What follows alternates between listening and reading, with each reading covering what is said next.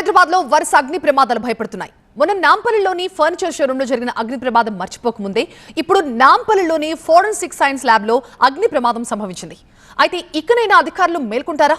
ఈ fire safety పాటించని షాపులు, భవనాల విషయంలో ఎలాంటి చర్యలు తీసుకుంటారు? హైదరాబాద్ లో అగ్ని ప్రమాదాలు ప్రాణాలను బలి తీసుకుంటున్నాయి. అటు భారీగా ఆస్తి నష్టాన్ని కలిగిస్తున్నాయి. అయితే వరుస అగ్ని ప్రమాదాలు కలవరపెడుతున్నా ఫైర్ సేఫ్టీ పాటించడంలో మాత్రం నగరంలోకి షాపులు, భారీ భవనాల యజమానులు ఇంకా నిర్లక్ష్యంగానే వ్యవహరిస్తున్నారు. అటు అగ్ని ప్రమాదాలు జరిగినప్పుడు మాత్రమే హడావిడి చేసి ఆ తర్వాత అధికారులు కూడా తనిఖీల విషయాన్ని మరిచిపోతున్నారు. 10 రోజుల క్రితం నాంపల్లిలో జరిగిన బచాస్ అగ్ని ప్రమాద ఘటనలో 5గురు మృతి చెందారు. ఈ అగ్ని ప్రమాదం కుటుంబీకులు, బంధువుల్లో కన్నీటిని మిగిల్చింది.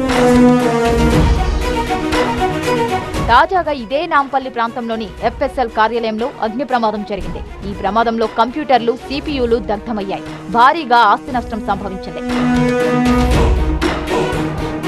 ఇలా నగరంలో అనేక అగ్ని ప్రమాదపు ఘటనలలో అన్యాయంగా చనిపోయిన వారు ఎందరో.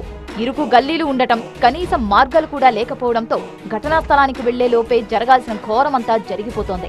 ఒకవైపు అధికారులు ఇష్టానుసారంగా పర్మిషన్లు ఇవ్వడం, ఆ సమయంలో ఫైర్ సేఫ్టీ విషయంలో దృష్టి పెట్టకపోవడం వల్లే అగ్ని ప్రమాదాలు జరిగినప్పుడు భారీ మూల్యం చెల్లించుకోవాల్సి వస్తోంది.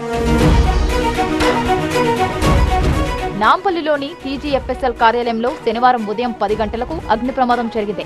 ఆఫీస్ బాయ్స్ తో పాటు 3 సహోద్యోగులు కలిసి అందుబాటులో ఉన్న అగ్నిమాపక పరికరాలతో మంటలను ఆర్పే ప్రయత్నం చేసినప్పటికీ ఫలితం లేకుండా పోయింది. సరిగ్గా నిన్న ఉదయం 10:20కి ఫైర్ కాల్ అందుకున్న అగ్నిమాపక సిబ్బంది అసెంబ్లీ ఫైర్ స్టేషన్ నుంచి 2 వాహనాలతో ఘటనాస్థలికి చేరుకున్నారు. మంటల్ని ఆర్పే ప్రయత్నం చేశారు. మొదటి అంతస్తులో ఎగిసిపడ్డ మంటలతో పాటు పొగ వల్ల ఫైర్ సిబ్బందికి మంటలను ఆర్పేయడం కష్టంగా మారింది. టీజీఎఫ్ఎస్ఎల్ కార్యాలయంలో షార్ట్ సర్క్యూట్ వల్లే అగ్ని ప్రమాదం జరిగినట్టు అంచనాకొచ్చామని అగ్నిమాపక శాఖ అధికారులు తెలిపారు. ఫస్ట్ ఫ్లోర్ లో చివరిలో ఒక కంప్యూటర్ రూమ్ ఉంది. దాంట్లో ఒక ఎంసీబీ స్విచ్ బోర్డు ఉంది, ఎలక్ట్రికల్ బోర్డు. అక్కడి నుంచి ఈ ఫైర్ మొదలైంది. మా అనుమానం primary phase it appears to that.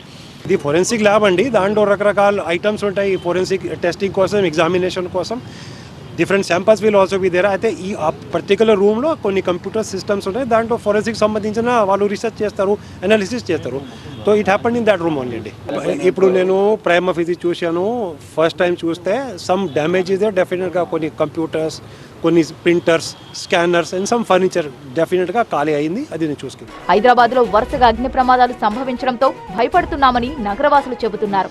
ఇరుకుదారుల వల్ల ప్రమాదం జరిగిన తర్వాత ఫైర్ ఇంజన్లు వెళ్లడానికి ఏ మాత్రం అవకాశం లేకపోవడంతోనే ప్రాణాలు పోతున్నాయని వాపోతున్నారు.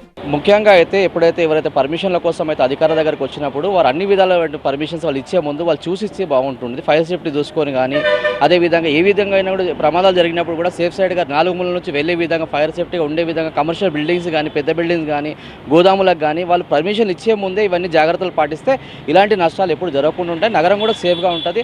జనవాసం ఉన్నటువంటి ప్రాంతంలో ఇట్లాంటి కమర్షియల్ కాంప్లెక్స్ ఉన్నప్పుడు జాగ్రత్తలు పాటించాల్సిన విషయంలో పర్మిషన్ ఇచ్చే ఫస్ట్ తప్పుదాం అనేది అధికారులది, గవర్నమెంట్ అని భావిస్తున్నాం. కమర్షియల్ బిల్డింగ్స్ తో పాటు రెసిడెన్షియల్ బిల్డింగ్స్ పై కూడా అధికారులు ఫోకస్ పెట్టాలని సూచిస్తున్నారు నగరవాసులు.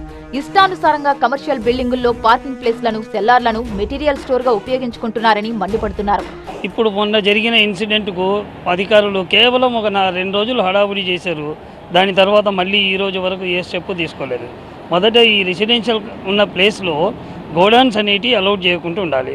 ఇక్కడ ఫర్నిచర్ మార్కెట్ను ఇక్కడి నుంచి తీసేస్తే ఇంకా చాలా బాగుంటుందని నా ఆలోచన. ఎందుకంటే వాళ్ళు బిల్డింగ్లో పైన మొత్తం షోరూమ్స్ పెట్టుకొని, కింద వర్క్షాప్ పెట్టుకొని, అండర్ గ్రౌండ్లో మొత్తం సెల్లార్లో మెటీరియల్ పెట్టి అక్కడ మ్యానుఫ్యాక్చరింగ్ చేస్తున్నారు. సెల్లార్ అనేది కేవలం వెహికల్స్ పెట్టుకోవడానికి కానీ మ్యానుఫ్యాక్చరింగ్ చేసి ఏదో మెటీరియల్ డంప్ చేయడానికి కాదు కదా. అందుకని 2 సెల్లార్స్ మెటీరియల్ డంప్ చేయడం వలన ఇలాంటి పెద్ద ఇన్సిడెంట్ జరగడము, 5 మంది ప్రాణాలు కోల్పోవడం జరిగింది. ప్రమాదాలు జరిగిన సమయంలో కనీసం లిఫ్ట్లను ఉపయోగించుకునే వీలు కూడా లేకుండా పోతోందని స్థానికులు ఆందోళన చెందుతున్నారు. షాపుల్లో, భారీ భవనాల్లో అలారం సిస్టమ్ ఉంటే ప్రాణాలను కాపాడుకోవచ్చని చెబుతున్నారు. అలారం సిస్టమ్ పెట్టుకోవాలి.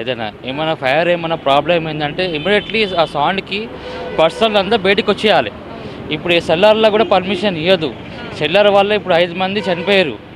ఇప్పుడు 2 పిల్లలకు ఇద్దరు మనుషులు కాపాడడానికి వేరు, వాళ్ళు కాపాడడానికి వల్ల వీళ్ళు 2 కూడా వేరు. అదే అలారం సిస్టమ్ ఉంటే, ఆ సౌండ్ సిస్టమ్ ఉంటే సౌండ్కి బయటికైనా వస్తుండే. నాంపల్లి లాంటి షాపులు ఉండే ప్రాంతంలో రోడ్డు చిన్నగా ఉందని, దీనివల్ల అగ్ని ప్రమాదాలు జరిగినప్పుడు ఫైర్ ఇంజన్లు రావడానికి ఇబ్బందిగా మారిందని చెబుతున్నారు స్థానికులు. ఇది మినిమం ఎన్ని ఫీట్ల రోడ్ ఉండాలి? ఇది మినిమం 50 ఫీట్ల 60 ఫీట్లు ఉండాలి. ఇప్పుడు ఎంత ఉంది? ఇది 20 ఫీట్ రోడ్ అయిపోయింది. దీనివల్ల ఎగ్జామ్ అంటుకుందాం ఫైర్ ఇంజన్ ఎట్లా వస్తుంది ట్రాఫిక్ జామ్ వల్ల? ఇప్పుడు కోటి నుంచి ఏ బస్సులు రావాలన్నా ఈ రూటే రావాలి. మరి ఇదంతా ట్రాఫిక్ జామ్ అయితే ఫైర్ ఇంజన్ ఎట్లా వస్తుంది మేడం? అంబులెన్స్ రాదు, ఫైర్ ఇంజన్ రాదు. అప్పుడు ఈ ఏరియా ఏం కావాలి? రోడ్ కటింగ్లో ఉండాలా లేదా? రానున్నది ఎండాకాలం కావడంతో అగ్ని ప్రమాదాలు ఎక్కువగా జరిగే అవకాశాలుంటాయని, కాబట్టి అధికారులు అలర్ట్గా ఉండాలని నగరవాసులు సూచిస్తున్నారు. జీహెచ్ఎంసీ అధికారులు, హైడ్రా, ఫైర్ అధికారులు చర్యలు తీసుకోవాలని చెబుతున్నారు. ప్రభుత్వ కార్యాలయాలు, రెసిడెన్సీలు, కమర్షియల్ బిల్డింగ్లను తనిఖీలు చేయాలని సూచిస్తున్నారు.